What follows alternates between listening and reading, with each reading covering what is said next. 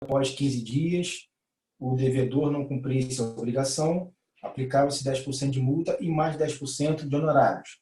Aqui diz o parágrafo 2º. A multa, está entrando, a multa prevista no parágrafo 1º do artigo 523, 10%, não se aplica à fazenda pública. Bom, mas eu entendo que se aplica, então, o quê? Os honorários advocatícios. Aqui não diz, por exemplo, que não se aplica também os honorários. Diz que se aplica, ou melhor, que não se aplica a multa. Ele é omisso quanto aos honorários. Então, entendo que cabe. É porque eu sou advogado e nós vivemos disso, não é isso? Embora tenha muito pouco nesses casos de ações contra a fazenda pública. Aí depende, né, professor? Oi? Aí depende. Eles são que, lá onde eu trabalho, a gente discute muito, conversa muito sobre isso. Porque tem se tratar de precatório, né, o artigo 82, 85, que fala sobre precatório, o ADCT, fala né? honorários. Deixa eu procurar aqui o 82. Despesas Você e está falando honorários. do ADCT, né, que fala dos precatórios? Não, 85. Artigo 85. Ah, tá. A sentença Tá. condenará o vencido a pagar honorários do advogado do vencedor, né? Aí no Isso. parágrafo 7º, faz uma ressalva. Não ser desonorário no cumprimento de sentença contra a fazenda pública quem seja de precatório, desde que não tenha sido impugnada. Entendeu? Isso é muita polêmica em cima desse parágrafo segundo, parágrafo 7º aí do artigo 85. A gente discute muito Ou isso lá seja, na vara, né? se o procurador da fazenda pública executada não impugnar, vale. É isso? A gente entendeu isso. Depois eu fiz até um estudo sobre isso. Se for precatório, sem seja precatório e não impugnar, não há honorários advocatícios. Em RPV sempre vai haver honorários advocatícios, em razão da previsão de que no cumprimento de sentença há honorários, né? Por analogia, a súmula 345 do STJ que prevê que há condenação honorária no cumprimento de sentença coletiva, individual, de sentença coletiva. Né? Então, é por analogia dessa forma lá na vara. Mas é tudo entendimento, né, professor? É complicado pra caramba. É discutível. Mas é óbvio que eu, enquanto advogado, jamais vou falar o contrário. Eu sempre vou pugnar pelo quê? Não impugnar, vou pugnar pelo quê? Manutenção do entendimento de pagamento de honorários. É óbvio. Inclusive, também existe uma outra polêmica, Márcio, inclusive eu converso muito com o Fred sobre isso, e a OAB recentemente fez um trabalho e temos conseguido que o advogado público, por exemplo, procurador de município, de estado da União, também tem direito à sucumbência, honorário sucumbencial. O STF já se pronunciou já, professor. Aqui no TRF2º, região, teve um incidente de arguição de inconstitucionalidade e o TRF disse que esse honorário é inconstitucional. Entretanto, o STF, em sede de arguição da ADI, de preceito, ele falou que é devido sim. Então, hoje, está vigorando que o procurador da União, da Defensoria Pública, todos eles têm direito a honorários. Márcio, eu posso te afirmar aqui que essa vitória foi graças ao OAB. Posso te afirmar aqui.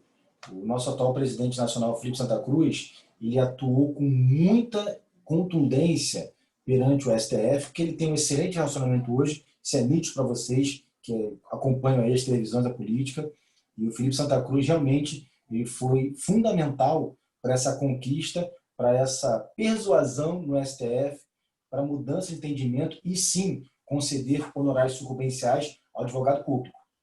Foi bacana. E Fred, então, adorou, né? Não tenho dúvida disso. E procurador municipal. Com certeza. Bacana, bacana. Eu não tenho esse status, não atuo para fazenda pública enquanto procurador, mas Fred merece. Bom, vamos continuar aqui então. Nós vimos no artigo 523, na semana passada, que está muito bem, Rota. Fred está bem, Fred merece. Parceiraço. Então, nós temos a intimação do 523, que é a obrigação pecuniária, pagamento de quantia certa. Lembra? 15 dias, pagamento voluntário, depois de 15 dias, a multa e honorários. Vimos também o cumprimento de sentença, né, que obriga a prestação alimentícia, por exemplo, 3 dias, no 528, nós vimos na aula agora de ontem, não é isso? E estamos vendo agora o cumprimento contra a Fazenda Pública. Se no 523, a obrigação de pagamento de quantia certa são 15 dias, o 528, a obrigação de prestação alimentícia sendo executada, 3 dias, no 535 do CPC, ele diz o seguinte, no que tange a execução contra a Fazenda Pública. Vamos ver aqui. Artigo 535. A Fazenda Pública será intimada na pessoa de seu representante judicial por carga, remessa ou meio eletrônico. A gente remete lá para aquela semana passada na intimação. Para querendo, no prazo de 30 dias e nos próprios autos, impugnar a execução. Então, eu estou pressupondo que tem o quê? 30 dias para cumprir aquela obrigação. Mas, Márcio aqui está muito mais qualificado para falar do que eu. A gente sabe que, quando se trata de execução em face da Fazenda Pública, nós temos 2 caminhos. A precatória, que é o desespero total da sociedade, e o RPV, que é a requisição de pequeno valor. Vamos falar daqui a pouco sobre isso. Então, mas, percebam, o 535 diz que esse representante judicial, que não é o prefeito, que não é o governador, fazendo menção aqui ao governador que foi surpreendido hoje, mas não foi como representante judicial do Estado, foi como uma questão pessoal dele. Então, prefeito, governador e presidente da República não são representantes judiciais das fazendas. E quais são eles? Do município, a Procuradoria-Geral do município. Do Estado, a Procuradoria-Geral do Estado. E da União, a Advocacia-Geral da União. Ou seja, são os procuradores, os advogados públicos que são os representantes judiciais. Se você ingressar com uma ação contra o Estado, por exemplo, não mande hoje, né, citar, por exemplo, o vice-governador, atualmente em exercício do governo, lá no Palácio Laranjeiras. Esquece. Você tem que pedir a citação onde? Na PGE, a Procuradoria-Geral do Estado. Então, deixa o Cláudio Castro lá continuar o exercício do mandato de governador, enquanto, né, o Wilson Witzel não seja.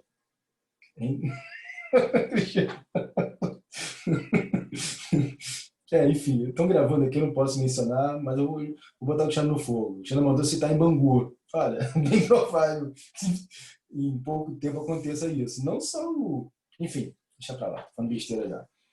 Bom, e aí, então, essa impugnação em 30 dias, né? Como é que será essa impugnação? Olha só, o inciso 1 do 535. Falta ou nulidade da citação na fase de conhecimento. Lembram quando vocês estudaram em TGP, em processo civil 1, que nós temos lá, para que o processo tenha validade, a citação tem que ser o quê? Tem que ser válida. Se você não tem a citação válida, o réu não tomou ciência que é demandado. Seja a citação pelos Correios, por oficial de justiça, ou até mesmo por edital. Mas se não tiver ela como válida, todos aqueles atos processuais são nulos. E pode ser que o processo ele tenha o seu curso e chegue na execução e o Estado como um todo, o município, a União, perceba que houve uma nulidade. Então, existe a possibilidade dessa impugnação em 30 dias da intimação para você questionar o quê? Aquela citação e tentar anular todo aquele processo, no caso dele ter corrido a revelia. Porque se você se manifestou, você tomou ciência. Se você supostamente foi citado e não se manifestou, você pode questionar, caso você comprove que a citação não foi válida. Aí temos ainda a ilegitimidade da parte, a inexequibilidade do título, ou seja, a obrigação não pode ser exigida, o excesso de execução ou acumulação. A dívida é de 20 mil, você vai executar 50? Não pode. Então, cabe à Fazenda Pública, aí, através de seus procuradores, os representantes judiciais, impugnarem nesse prazo de 30 dias após o quê? A intimação e execução. E outras demais, incompetência absoluta relativa, ou qualquer outra causa modificativa. Imagina que o Estado Imagina, vai lá e efetua o pagamento do processo. Obviamente, se você foi intimado, já quitou, impugna e demonstra o quê? A quitação. Bom, se não foi impugnada a execução, passados os 30 dias, e a Fazenda Pública se mantendo inerte, aí agora é aquilo que o Márcio disse. Será expedido por intermédio do presidente do tribunal competente, pode ser o TRF, pode ser o TJ aqui do Rio de Janeiro, o quê? Precatório em favor do exequente, observado o disposto na Constituição Federal. Olha, nós temos, inclusive, o ADCT, né? O Ato dos Dispositivos Constitucionais Transitórios, os artigos, salvo me engano, 85, 86, 87, por ali, dizendo que o valor do RPV, não precatório, seria para a União 60 salários mínimos, para os estados 40 e para os municípios 30, desde que esses não tenham alguma legislação local que modifique. E normalmente esses municípios e estados, eles colocam para menor. Salvo me engano, Márcio me corrija por favor, o estado do Rio de Janeiro, ele tem lá para RPV o limite de 20 salários mínimos, salvo me engano. Parece que a última alteração foi para essa limitação. Não são 40, como diz a DCT, porque o próprio ADCT, ele dá a opção do Estado, né, ou do próprio município, estabelecer através de uma legislação local a redução do valor. E aí, então...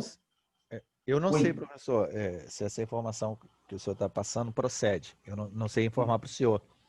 A gente aqui segue a resolução 458 do CJF, da corregedoria daqui, que são 60 e 30 para município, 40 para estado. Eu não sei se o município... Então, vocês seguem exatamente o ADCT.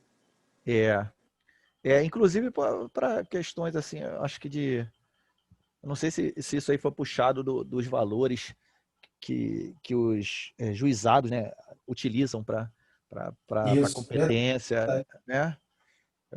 Porque o Juizado Especial Federal ele é até 60 salários mínimos, enquanto os estaduais são 40. Perfeito, perfeito.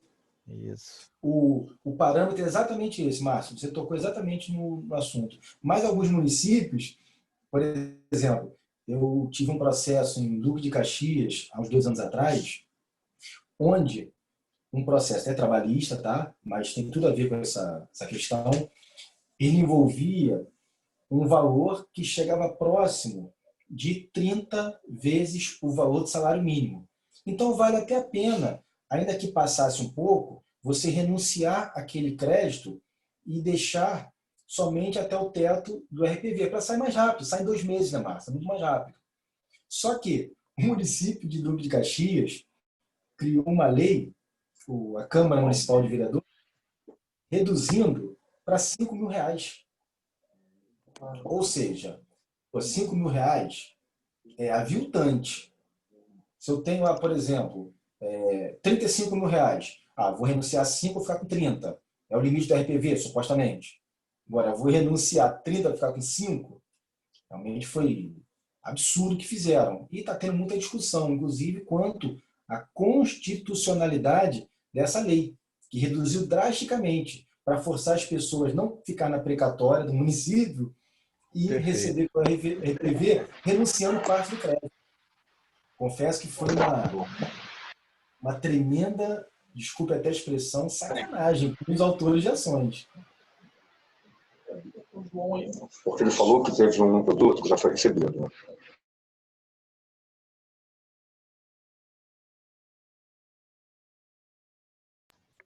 Pessoal, não está te escutando, não?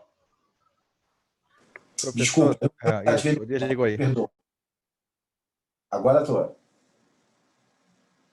Sim. Então, desculpa, eu mesmo desliguei meu som aqui, perdão. É que eu fico usando dois dispositivos e o principal é o computador. E eu fechei o tablet aqui, perdoa. Coisas da internet, informática. E aí, então, vamos lá. Eu quero fugir da precatória e vou para o RPV. Olha só como que o RPV ele é muito mais tranquilo, né, para você receber. Bom, inciso 2 do artigo 535. Caso não seja impugnada, né, o parágrafo 3º, eu tenho aqui: por ordem do juiz, dirigida a autoridade na pessoa de quem o ente público foi citado para o processo, as procuradorias, né, o pagamento de obrigação de pequeno valor, o RPV, requisição de pequeno valor, será realizado no prazo de 2 meses, contato da entrega da requisição, mediante depósito na agência de banco oficial mais próxima da residência do exequente. Então, percebam, ainda que o processo seja lá em Duque de Caxias, se você reside em Campo Grande, o juiz ele será obrigado à expedição do RPV. Você pega o RPV, dá a entrada lá na prefeitura, e eles têm até 2 meses para depositar, não no banco público, pode ser Banco do Brasil ou Caixa Econômica de Caxias. Vão ter que depositar no banco público próximo à sua residência, conforme está comprovado no processo, através do quê? Do seu comprovante de residência e domicílio. Perfeito? Então, olha a diferença, como a coisa realmente é bem diferente. Bom, passada aqui essa fase preambular de cumprimento de sentença, vamos voltar aqui para o nosso trabalho. Vamos ver se vocês erraram muito. Primeira opção aqui, é para marcar incorreta, no que tange ao cumprimento de sentença em face da Fazenda Pública.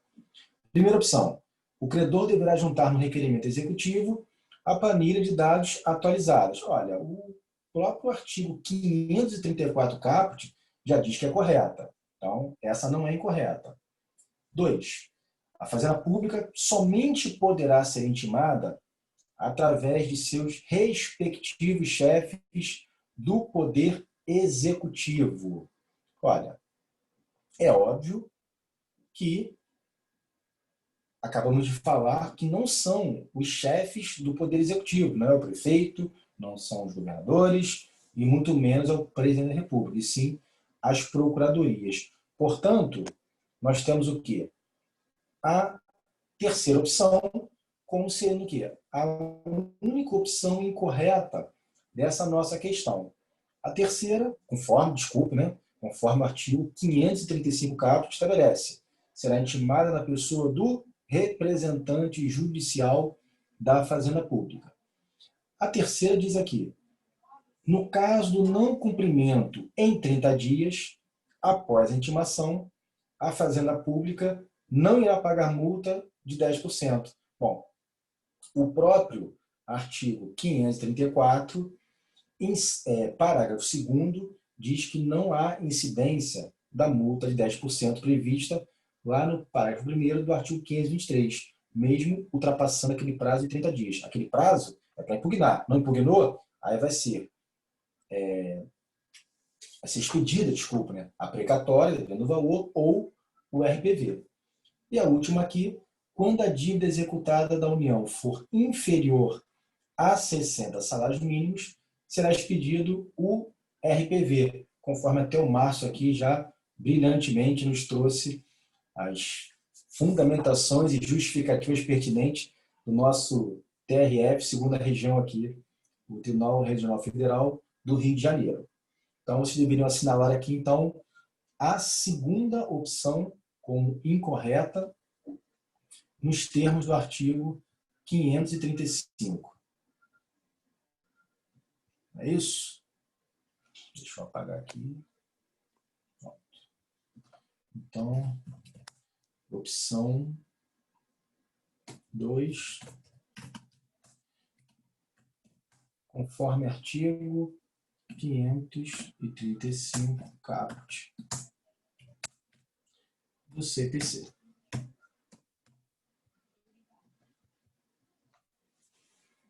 Bom, vamos para a nossa próxima. Vamos agora para as obrigações de fazer, não fazer ou entrega de coisa. Bom, o que seriam esses cumprimentos de sentença? Lembrando, você pode ter uma ação de obrigação de fazer, uma ação de obrigação de não fazer, ou uma ação que pretenda a entrega de coisa. Por exemplo, obrigação de fazer.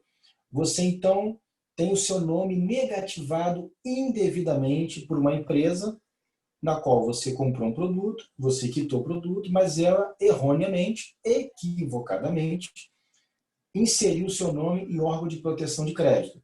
Você vai lá, entra com a ação de obrigação de fazer, automaticamente você pede lá a sua tutela, né? Tutela provisória de urgência para retirada da sua inserção nesses órgãos de proteção de crédito, ou que seja através de uma sentença definitiva, mas o seu objetivo é o quê? Obrigação de fazer, ainda que muitas vezes acumulado com uma indenização por danos morais. E aí você tem o quê? Eu quero que faça alguma coisa, retire meu nome. Aí de não fazer, o seu vizinho está começando uma obra. Essa obra está comprometendo a estrutura da sua residência. Então você vai entrar com uma ação obrigando ele a não fazer a obra. E entrega de coisa, comum agora na pandemia, comprou pela internet, não entregou o produto, relação de consumo. Eu posso entrar com uma ação de obrigação de entrega de coisa? Comprei o telefone, eu quero o telefone? Posso. Aí nós temos 3 modalidades: obrigação de fazer, não fazer ou entrega de coisa. O artigo 536 e 537, eles tratam o quê? Obrigação de fazer e não fazer. E o 538 fala especificamente de entrega de coisa.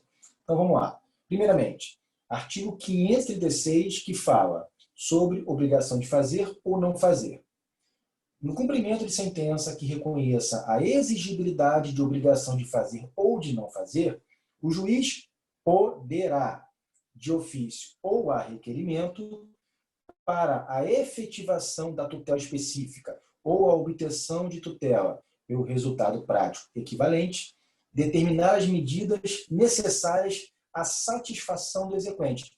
Percebam que esse caput do artigo 536, ele dá uma capacidade, até mesmo para o juízo, de forma discricionária, quando diz poderá e não é obrigado, ele pode de ofício, no cumprimento dessa sentença, ele pode até mesmo, na verdade, ele pode determinar medidas coercitivas, como diz aqui o parágrafo 1º. Para atender ao disposto no caput, o juiz poderá determinar, entre outras medidas, a imposição de multa, a busca e apreensão, a remoção de pessoas e coisas, o desfazimento de obras e o impedimento de atividade nociva, podendo, caso esse juiz entenda necessário e prudente, requisitar o uso de força policial. Lembrando que o mandado de busca e apreensão, conforme o parágrafo 2º, será cumprido por 2 oficiais de justiça, observando o disposto no artigo 846, vamos ver mais à frente, que é o artigo que fala da penhora de bens do devedor. E ainda, se for necessário, está autorizado o quê? O arrombamento. Bom,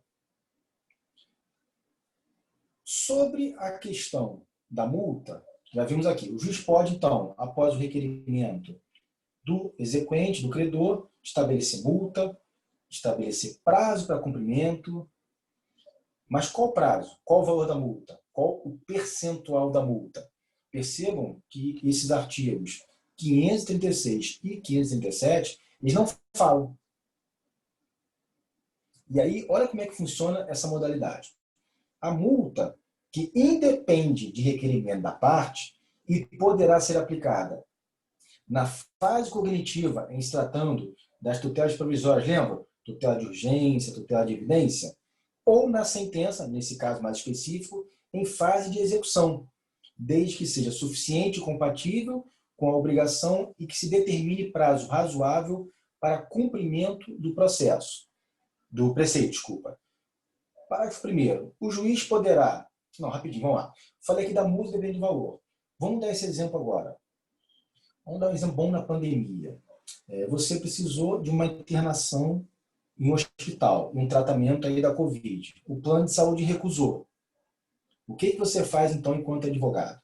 Entra com uma ação de obrigação de fazer contra a operadora do plano de saúde, correto? E pede uma tutela de urgência, fundamentando na questão do risco de vida, saúde, e você fundamenta que precisa ter a concessão daquele juízo da tutela de urgência que obrigue o plano de saúde a subsidiar todo o tratamento e a sua internação, eventual cirurgia, medicamentos, enfim. Ótimo. Quando o juiz concede a tutela, qual o prazo para cumprimento? Existe previsão? Não. E aí o juiz ele vai ter que avaliar e verificar de maneira compatível com o fato em si, com o direito que está sendo perseguido e vai determinar. Por exemplo, nesses casos de saúde, normalmente a tutela é concedida e intimado a parte adversa para cumprir em 24 horas. Por quê? Uma questão de vida. Às vezes, para cumprir imediatamente, sob pena de multa diária, multa por hora. Olha que interessante, multa por hora. Eu já advoguei na área de saúde, até para prefeituras do sul fluminense aqui do estado, e, eventualmente, o secretário de saúde me ligava um domingo. Rodrigo, acabou de chegar uma intimação aqui de um processo determinando que eu cumprisse a internação do paciente, inclusive se for o caso de um hospital privado e pagasse por tal, sob pena de multa por hora de R$10.000. Mas por quê? Porque era um paciente com risco iminente de vida e o secretário de saúde, ele recebia essa intimação, que ele era representante, nesse caso da saúde, e ele tinha que se virar. Se não tivesse um leito público.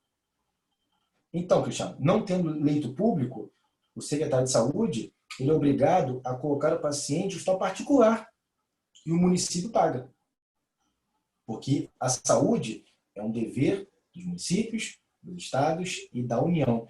É um dos poucos processos que você pode propor, no caso da esfera pública, contra os 3 entes de direito público. E aí, olha que loucura. Gente com a sorte passiva necessária. Oi? Gente com a sorte passiva necessária. Os 3, tem que incluir os 3. Não chega Todos necessário, mas é necessário eles... pela questão do risco. Porque eles que são, fazem parte do SUS, né? Hein, professor? Isso. A gente volta naquela questão da judicialização das políticas públicas, né?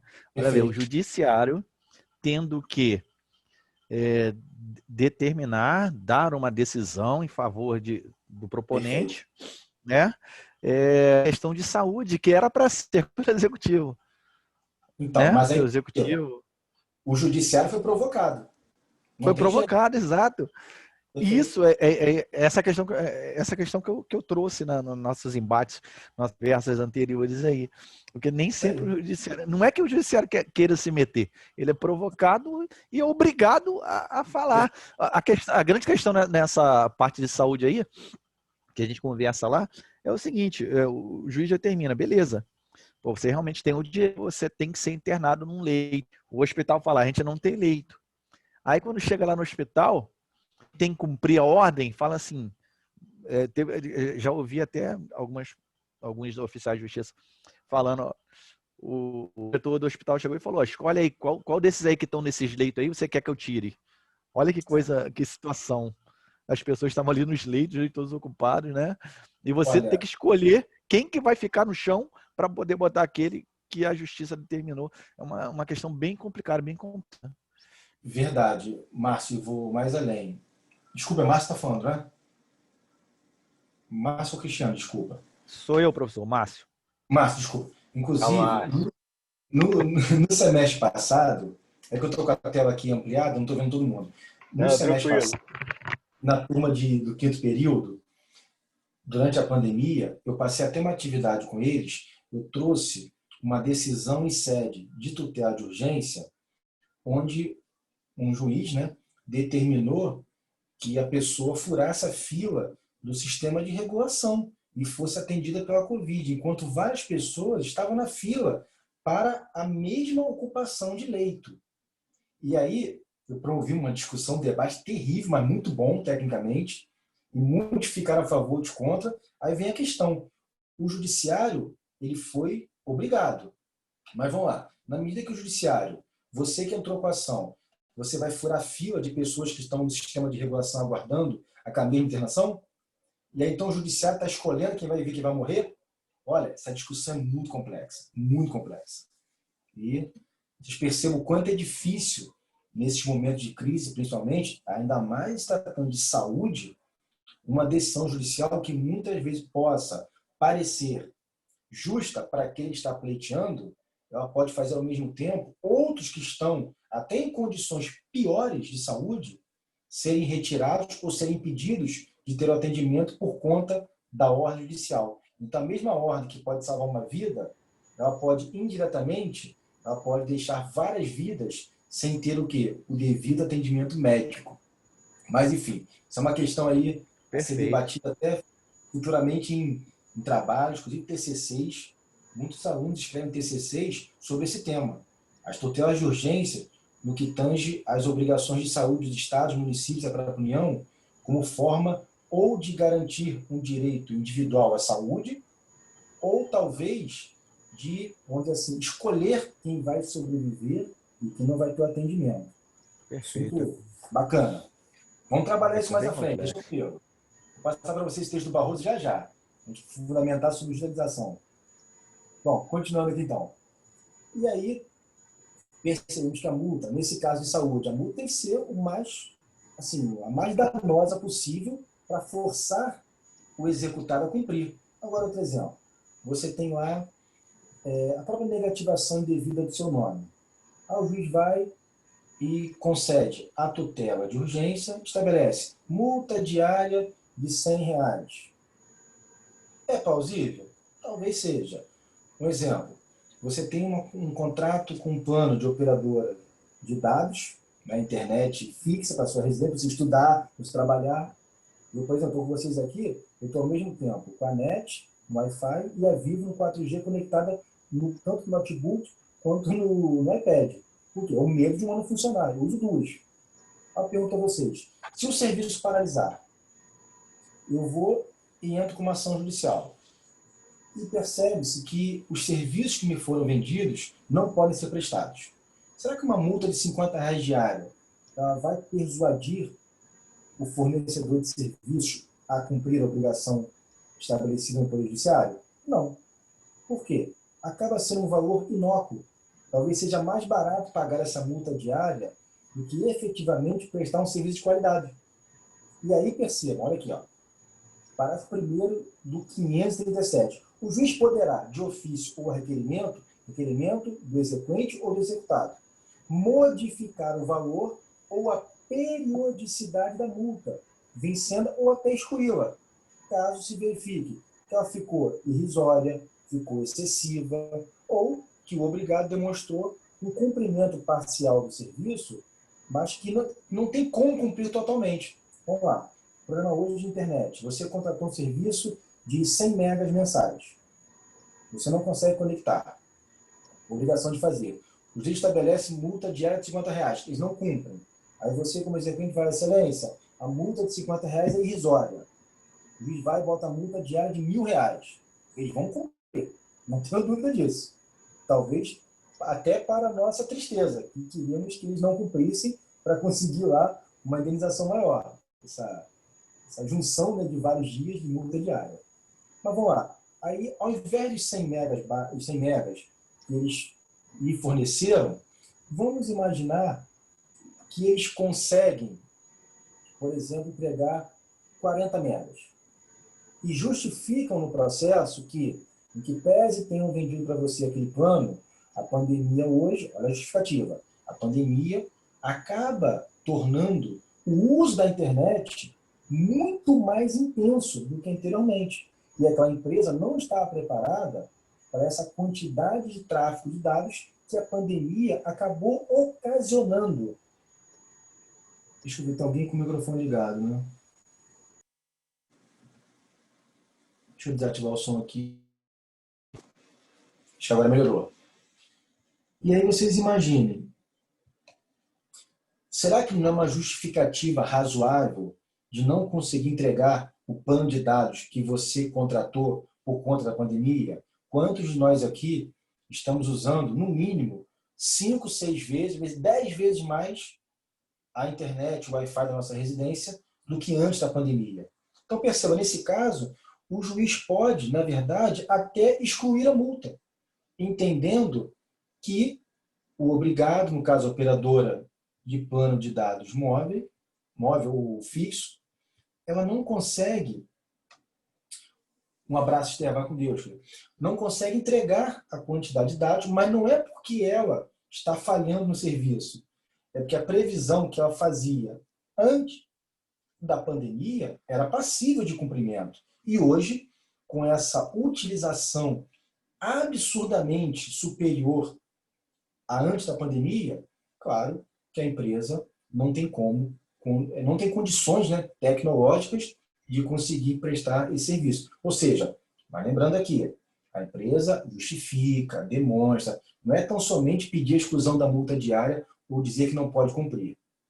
A empresa tem que justificar, inclusive até oferecer uma proposta de redução do plano, porque não vai entregar a velocidade prometida. E aí o juiz exclui e pode até considerar extinto o processo. Agora, caso a empresa não tenha cumprido e você tenha aqui um monte de multas diárias, essas multas diárias, que são valores, né, quantia devida, com 30 dias sem cumprir a obrigação de fazer ou não fazer, por exemplo. O que acontece? R$1.000 a multa diária, 30 mil, você pode executar? Pode.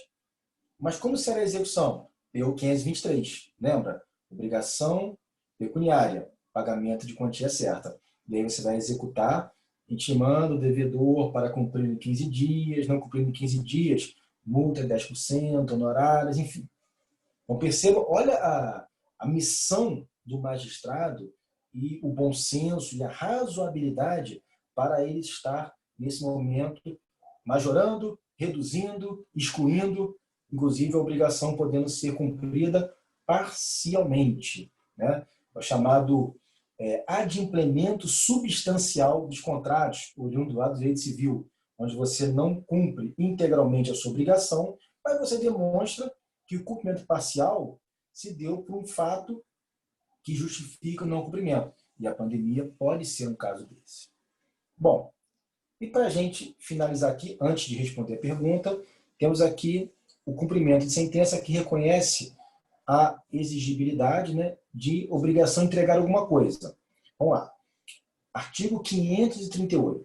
Não cumprindo a obrigação de entregar coisa no prazo estabelecido na sentença, a sentença que vai determinar o prazo de entrega, será expedido mandado de busca e apreensão ou de imissão na posse em favor do credor. Busca e apreensão, coisa móvel. Imissão na posse, coisa imóvel. Então vamos lá. Eu tenho exemplo clássico. Uma ação de despejo. Findo o contrato de locação, o locatário se recusa a sair, você tem um contrato de locação residencial, 30 meses, né, pela lei 8.245 de 90, a lei do inquilinato, e diz ali que após o fim do contrato, você tem que previamente o quê? Dar um prazo de 30 dias para o locatário desocupar. Ele não faz. Entra com uma ação de despejo, é uma obrigação de fazer. E o juiz então determina a sentença que o locatário saia do imóvel, desocupe o imóvel em 30 dias. Ele não fazendo, você pede execução com a imissão na posse. Vai o oficial de justiça com você, no caso, se for necessidade, auxílio de força policial, e você vai ser emitido na posse. Você vai ser conduzido à posse do bem. Agora vamos lá. No caso de coisa móvel, né, veículo, por exemplo, busca e apreensão, você vai lá, o juiz pede mandado de busca e apreensão, o oficial de justiça vai e recupera o bem e entrega ao credor. Agora, olha, Cristiano, tem que sair. Tem que sair. Chega o oficial de justiça, se você se recusar, o oficial pode, na verdade, inclusive, dar uma certidão de que foi impedido de cumprir o mandado, ele requer uso de auxílio, né, perdão, de força policial, e você vai tirar na marra. Na marra no bom sentido que eu digo, né? Na marra, mas por ordem judicial. Claro que na prática, a gente sabe que não é muito bem assim. Bom, e agora a questão das benfeitorias. Já ouviram falar, por exemplo, quando você aluga um imóvel e o seu locatário, você locador, o locatário que ali tem a posse do bem e usa, né, usa e goza do bem, ele faz algumas benfeitorias. Vocês já devem ter estudado no direito civil, tem as chamadas obras necessárias, as obras voluptuárias. O que seriam as voluptuárias? Aquelas que não agregam em nada, faz um chafariz, faz uma estátua que não valoriza o bem. Agora vamos dar um exemplo. O seu locatário construiu uma piscina, uma churrasqueira, uma mesa lá, nosso chamado Recanto do Guerreiro. Botou freezer, churrasqueira, forno a lenha de pizza e piscina. Não tenho dúvida que vai valorizar o seu patrimônio. Ótimo. Você, então, ingressa com ação de despejo. Esse locatário pode requerer a benfeitoria? Pode. Desde que, lá na fase de conhecimento, quando ele foi citado para a sua resposta do réu, na contestação, ele já alegue as benfeitorias e peça o direito de retenção. De que forma? Juntando notas fiscais dos materiais das obras, dos produtos adquiridos, nota de serviços e com fotos, né, demonstrando que na vistoria do imóvel não havia aquilo e agora tem, e comprovando o ônus de provar, nesse caso, voltando lá para o artigo 373 do CPC. O ônus da prova compete a quem alega. Lembram disso? Então, é obrigação, nesse caso do réu, de provar que ele realmente efetuou essa obra, e obra essa que trouxe o quê? Uma valorização para aquele bem imóvel objeto da locação. Mas se ele não requerer na sua contestação o direito de benfeitoria, comprovando com as notas fiscais que aqui eu mencionei, ele não poderá na execução alegar essa retenção por benfeitoria. E aí, vamos agora voltar aqui à nossa pergunta, que diz aqui: quanto aos cumprimentos de sentenças de obrigação de fazer, não fazer ou entrega de coisa, assinale a alternativa correta. Primeira, a execução não poderá ser iniciada de ofício pelo juízo. Já vimos que pode. 2. Poderá ser aplicada multa apenas na obrigação de fazer inadimplente. Não. Na obrigação de não fazer também pode. Na execução de entrega de coisa móvel, o juiz ordenará a emissão na posse em favor do credor. Essa é a resposta correta. Como vimos aqui no próprio caput do artigo 538.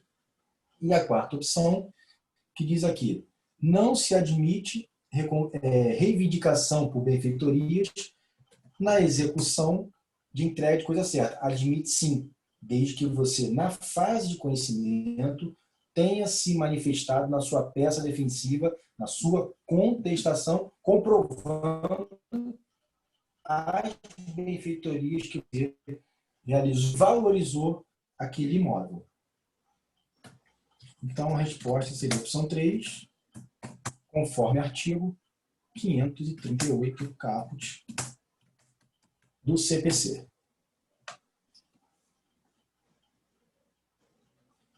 Vamos lá, então, meus amigos. Dúvidas? Alguma interseção? Sexta-feira à noite, alguns já foram até embora. Já sextou para muitos, né?